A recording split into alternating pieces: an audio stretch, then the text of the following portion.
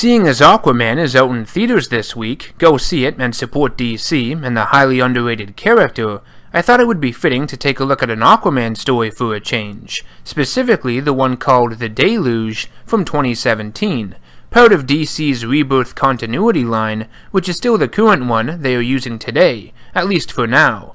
I was going to review 2012's Throne of Atlantis by Jeff Johns, Ivan Reis, and Paul Pelletier, arguably one of the best Aquaman stories out there, but I thought I'd pass on it, at least for now, because I feel a lot of elements will be taken from it in the Aquaman film, with Ocean Master attacking the surface world and all that jazz. I think you should go see the movie first if you aren't that familiar with these characters. Anyways, the first thing you probably ask yourself when I bring up the Deluge is what the hell does Deluge mean? And yeah, I had the same question going into this storyline as well. Deluge means a severe flood, so yeah, trust me, it's all going to make sense soon. We begin with the prelude comic entitled Condition Critical to get this storyline started, featuring Aquaman and Mera being crushed by the heinous Black Manta, who we'll see quite a lot of in this story. Great cover. We start in Amnesty Bay, Massachusetts, where Aquaman has been rushed to the hospital in serious condition after his last battle with the Shaggy Man, a synthetic humanoid creature created in a lab that has fought the Justice League countless times. Despite many claiming him to be a hero, the US government has labeled Aquaman a terrorist, Atlantis a rogue nation, and Atlanteans in general as a genuine threat to the country. Typical response, am I right? Mera arrives to seal love, but the paparazzi cling onto her like bacteria. She meets with Aquaman, and he's seen better days. She is upset with him for taking on Shaggy Man alone. Arthur tells Mera that he believes Shaggy Man was deliberately released to further discredit Atlantis. She tells him that it was most likely the organization known as NEMO, the National Enforcement of Macrocosmic Order, which is a secret group that has infiltrated countless governments and militaries worldwide that seeks to control the planet using its largest natural resource, the ocean. The rest of the Justice League arrive to check on Aquaman, and Arthur promises Superman that he will stop those responsible for the hostility and tension between the US and Atlantis. After a few positive news interviews featuring many people Aquaman saved, we cut to David Hyde, Black Manta, who had just recently seized control of Nemo alongside his confidant and high-ranking agent, Blackjack. Hyde intends to cripple the nations of the world by starting a global conflict, beginning with America and Atlantis. Oddly, Atlantean forces begin to attack several US cities on the East Coast. In the name of Atlantis, the deluge sweeps you away. Let the surface world burn. I repeat, at this time, Atlantis is attacking US mainland targets. Atlantis has gone to war with America. The first official issue of the storyline sees President Obama declare war on Atlantis on behalf of the United States, 77 other nations joining the fight as well against the underwater city. Aquaman asks if Atlantis did this behind his back, but all their troops and creatures are within their boundaries and accounted for. Aquaman orders them to fight in hopes of stopping the war, despite the fact that the US will come for them. Shortly afterwards, an American submarine fires missiles at one of the underwater warships and is en route to Atlantis. Aquaman commands that they defend their territory and ships, but not attack any US targets, regardless of what happens. He also wants the imposter Atlanteans captured for interrogation, and then handed over to the United States. They soon realize, thanks to data given to them by allies within the FBI earlier, that several Atlantean weapons and equipment had surfaced and had been purchased on the black market. Aquaman wants the info given to the US immediately to explain everything, and if they refuse to talk to him, he will need to find someone they will talk to, and I think you know who that might be. The US launched Project Beakhead, which had been secretly in the works since 2005 in order to combat the forces of Atlantis. Their troops are highly trained and are even fast enough to catch bullets. Not only that, but they have webbed hands, can breathe underwater, and have razor-sharp teeth. They're called, get this, the Aquamarines. Fucking stupid. Honestly, this is fiction, but I can totally see the US doing this if Atlantis was a real thing, especially right now. Everyone is a potential enemy, apparently. Most people would call it military strategy, safety, and preparation, but I call this type of thing paranoia. Aquaman tells Mera that he needs to go out and find Nemo's base of operations. He also needs a negotiator to secure a ceasefire with the US. When Mera believes he is referring to her, she swims off, upset. Nemo attacks a Navy ship with a goddamn Mosasaurus. It's really something called a Grandsire Saur, but come on, that's a Mosasaurus. I've seen Jurassic World. It even eats a fighter jet, and that can't be good for its tummy.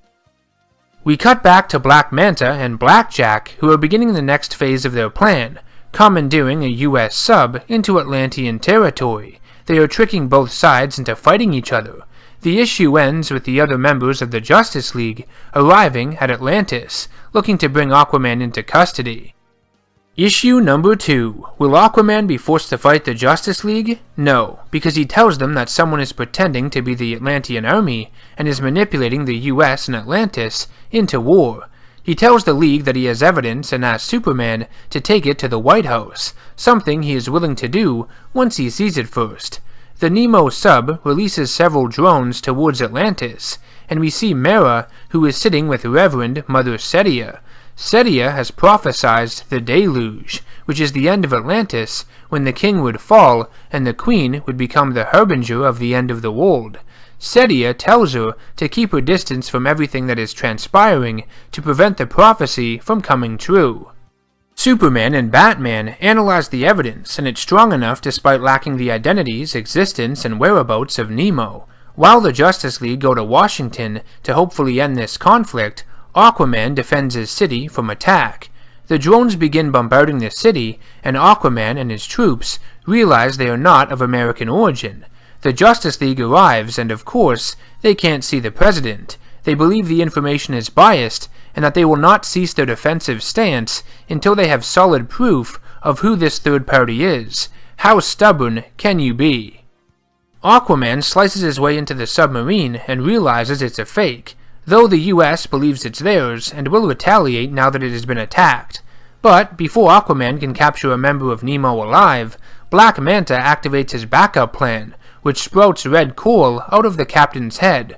Well then, the US government believe they can't trust the Justice League either, because they are either protecting one of their own, or have been persuaded by some kind of mermaid magic. They send in the, Aquamarines to kill Arthur Curry. Issue number 3. Here we go. So the Aquamarines shark up, as they call it, to Stage 2, which transforms them into various underwater sea creatures. This is getting ridiculous. The coal that had killed the captain in the sub had been surgically implanted in pellet form, which grew when Black Manta pressed the trigger. The elders of Atlantis believe the time to wait is at an end, and they must take the fight to the US.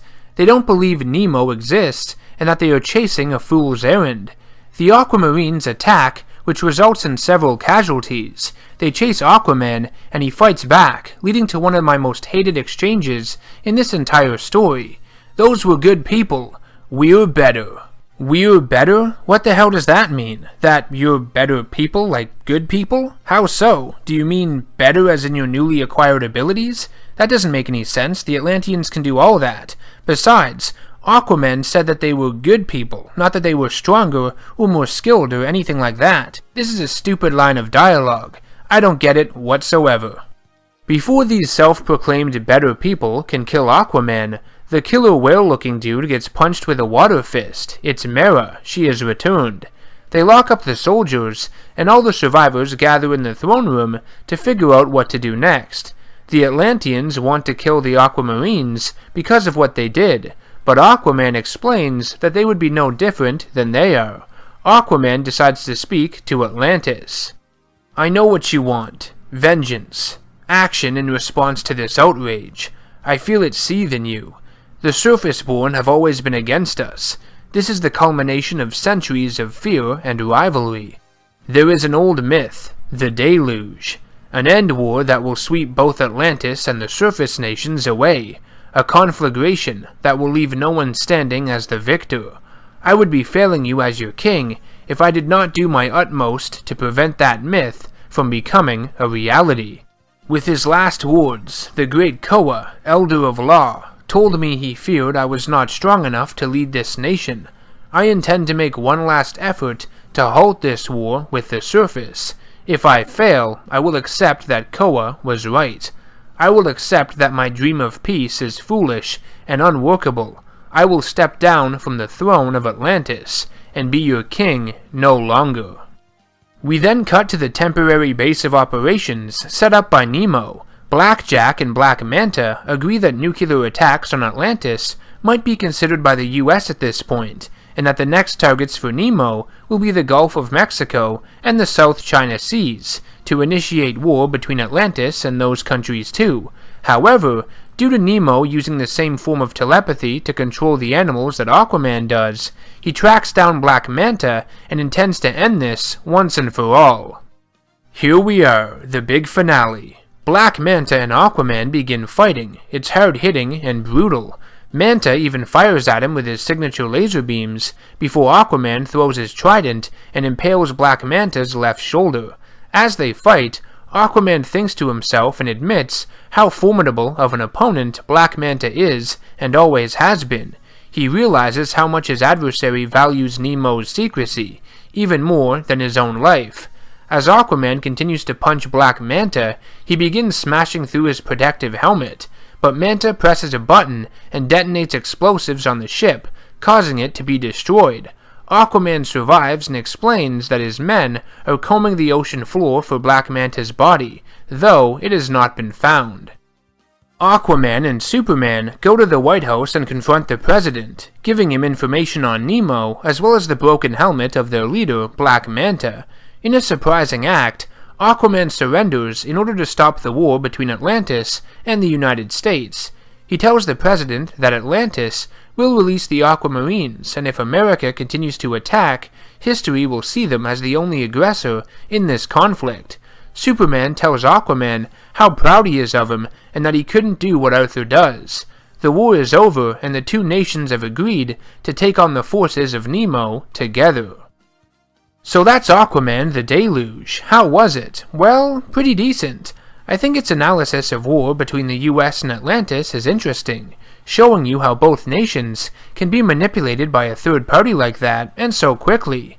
Black Manta is evil to the bone. This guy enjoys seeing all the death and destruction, and would have reveled in starting World War III had his plan gotten that far. I do think the battle at the end, between him and Aquaman, was a bit anticlimactic though, and the explosion felt a bit rushed. They could have executed that a bit better. The biggest aspect of this storyline I didn't really enjoy were the Aquamarines. I think the idea was a bit too silly compared to the tone of everything else going on in the story, and honestly, it was pretty dumb. I just don't feel their existence is really justified, and the time, money, and other resources spent on creating them would be downright moronic, when you can send submarines and missiles down there instead. Hell, nuke Atlantis if you wanted to. Troops become pointless at that point. They remind me of the symbiote soldiers used in Carnage USA. Yeah, they were kind of dumb too, to an extent, but they at least felt more justified saving the town from one of their own. The Aquamarines, on the other hand, feel like cheap action figures or something. Glorified street sharks. I mean, they say shark up when they transform. What the hell? I think the Deluge does a great job in cementing who Aquaman is, what he represents, and really the strengths of his overall character. He is the bridge between the Atlantean world and the surface world, and he holds his ground, whether it be against his enemies or the forces of the blinded United States government. Aquaman is tough and aggressive when he needs to be, but he is also calm, reserved, open-minded, and level-headed throughout this story, even when his nation is being attacked and Atlantean lives are lost. He is forward-thinking and doesn't allow his emotions to get the better of him. He acts out of what he thinks is best for Atlantis and the rest of the planet, and more often than not, he's right. These are the reasons why Aquaman is such a great hero. Yes, his powers and skill set are underrated and simplified by the casual mainstream audience. He's been a joke for far too long, but I believe it's his calm and collected demeanor during conflicts and negotiations that make him so admirable. He's a natural-born leader and is always in control of his emotions as well as any situation he finds himself in, at least for the most part.